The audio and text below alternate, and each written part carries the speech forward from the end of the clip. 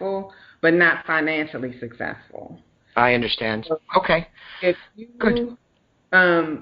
If you incorporate with the academics the financial, then you would have the whole package. I understand.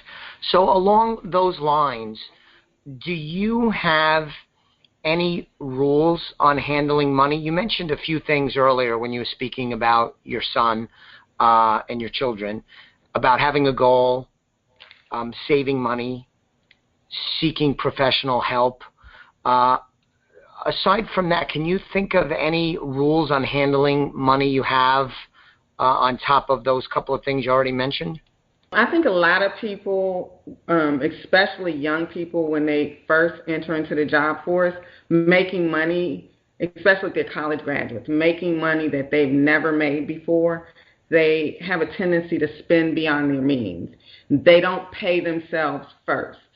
So I would say pay yourself first and don't spend beyond your means. And by paying yourself first, have some money taken out of your paycheck and go to an account that's not easily accessible, and then don't go out there trying to buy a Rolls Royce on Budweiser budget. I think you had shared with me one time, I think we might have been at dinner together, you, Gil, and I, and you had said, in thinking about your younger years in the service, I don't want to put words in your mouth because you coined the phrase more clever than I probably could. I think you said in the early years you didn't really need to spend any money, yet you didn't really know where it went. I think you used the military term, 3 hots and a cot. Exactly. I don't want to embarrass you, but in the early years you didn't have a lot of expenses. You were in the military, yet when you look back on it, you're not really sure what happened with the money that you earned. Is that right? Right. So before I had a family, of course, once I had my family, I know where the money went. But yeah. But prior to that, I joined the military right out of high school, and then I did a full tour before I ever get married. So I got 4 years in the military, and hindsight, looking back, I'm like, where did that money go?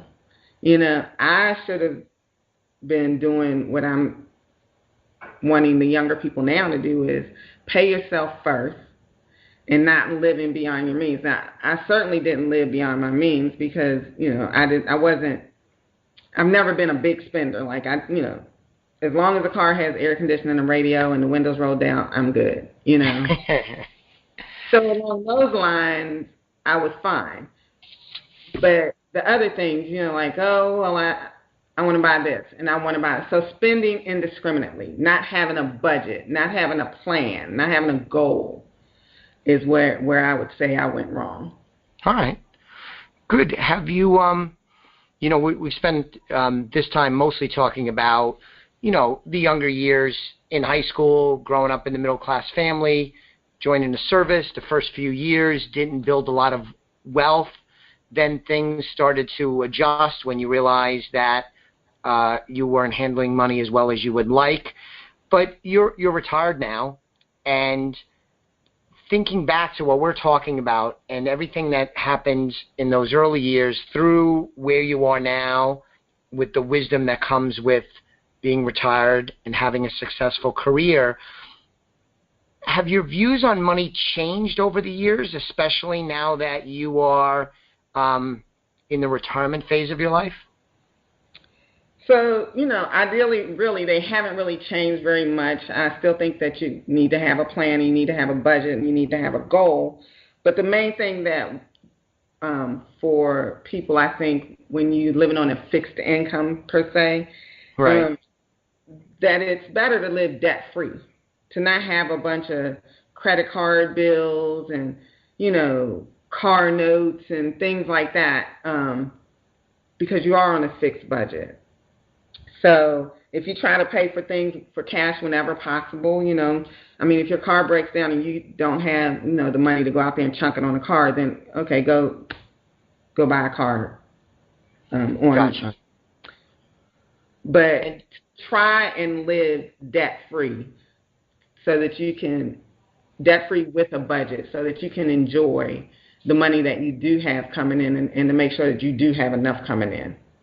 All right. I got you. Would you say, was there a time in your life when you or you and Gil had an uncomfortable amount of debt, or was debt always either non-existent or manageable? Was there ever a time when you felt like you guys were too debt heavy to the point you were uncomfortable?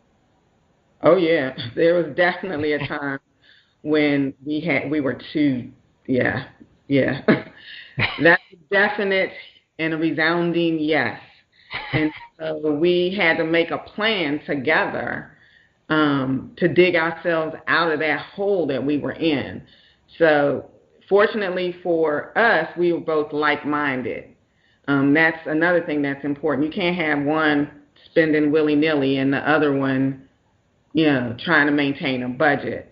So we were like-minded and decided that we got to get ourselves out of this hole. This doesn't make sense. We're making too much money between us to be this much in debt. Right. For whatever reason, some reasons were beyond our control, and then some reasons were things that we could have done differently. But the bottom line is we needed to dig ourselves out of that hole, and together we did it. We became debt-free. Impressive. That's awesome. And in thinking about retirement, according to statistics, you retired at an early age. I don't know if we need to talk exactly what age you retired at. I don't think I'm supposed to ask a woman how old they are, but it's a hard decision for people to make retiring, even at an early age. Can you talk about some of the factors you considered when deciding to retire, especially retiring young? So I am one of those women who I'm comfortable with my age, and I'm glad for every year that I have. So I'm 60, and all right. I retired when I was 57, a second time. So I was in the military for 22 years, stayed home for about 7 years, and then went back into the workforce for another 10 years. At the second retirement, fully retired and decided to, relocate and come down here. So for us, it was all about planning. We knew that we didn't want to work until we couldn't do anything else. We like to travel. Like I said, that's the one thing that we splurge on is travel. And so we like to do that, but we wanted to make sure that we had the means to do that on a fixed income. We are both retired military, Gil and I. We also are disabled vets. And so we have money coming from different sources. We both retired from the civilian industry. So, I call it different pots. We got money coming from different pots. And Gil was the one who did all the calculations and said, okay, for us to retire comfortably, we have to have this amount of money coming in every month, and right. That money has to increase based on cost of living and inflation. So there has to be some kind of way for that money to increase, because you're going to need more as you live longer because of inflation and cost of living differences. So right. He was very good at that, and we lived within our means. And certainly the investments that we've made to try and make sure that we have what we need when we need it. Very good. And you talk about you and Gil being on the same page, I think is the term you used. It's so incredibly important in the realm of personal finance. And it's been shown that the number one cause for divorce in the U.S. is related to money troubles. And you talked about it. If you have wildly different views on money, to have a marriage be successful is going to be very difficult.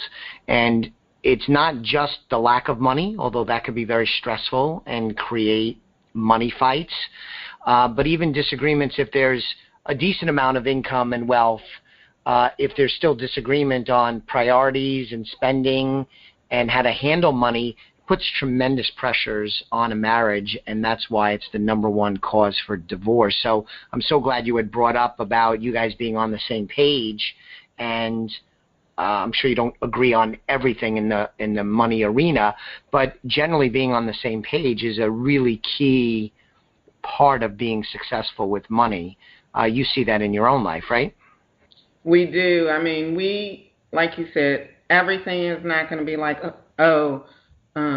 is it okay if I buy this? And we do ask each other, because we do have shared finances.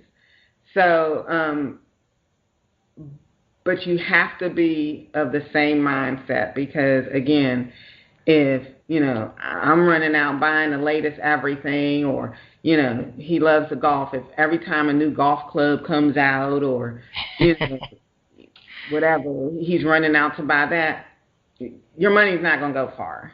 And, right.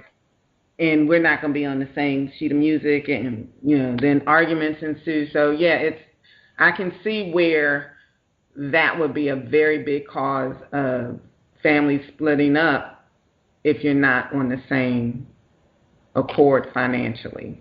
I got it. Good. Let me ask you this. In thinking about a career in the military,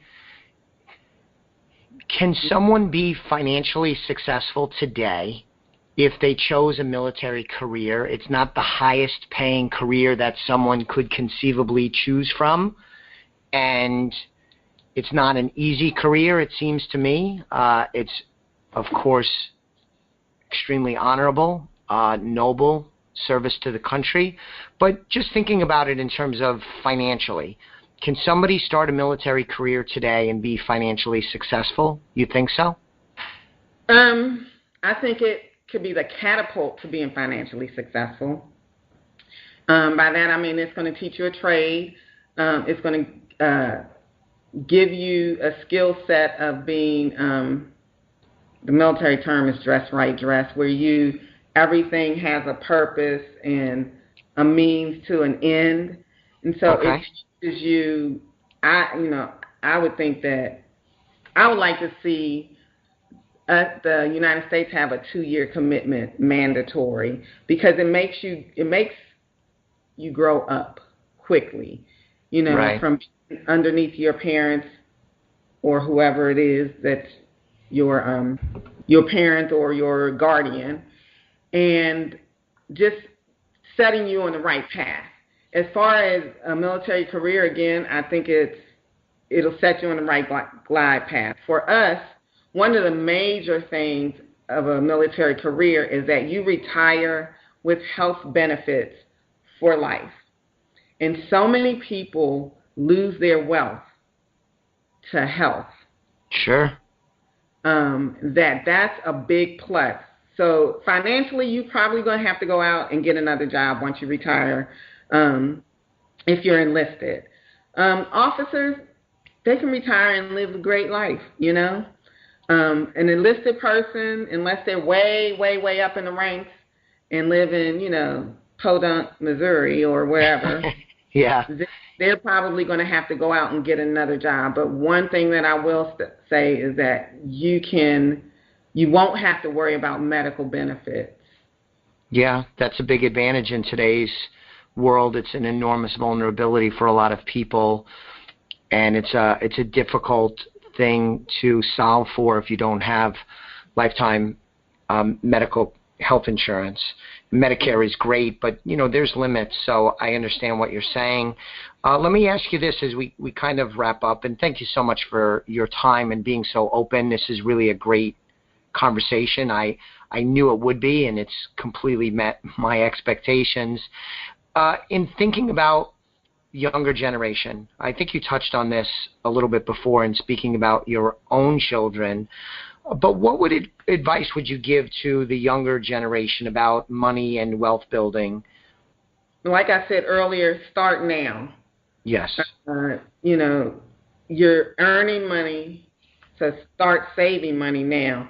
And then to have goals, and to work towards them. Okay, so you don't have a car, you need a new car. So work towards that car, and have a budget. It's very easy to spend beyond your means when you don't really have any expenses. You may still be living at home,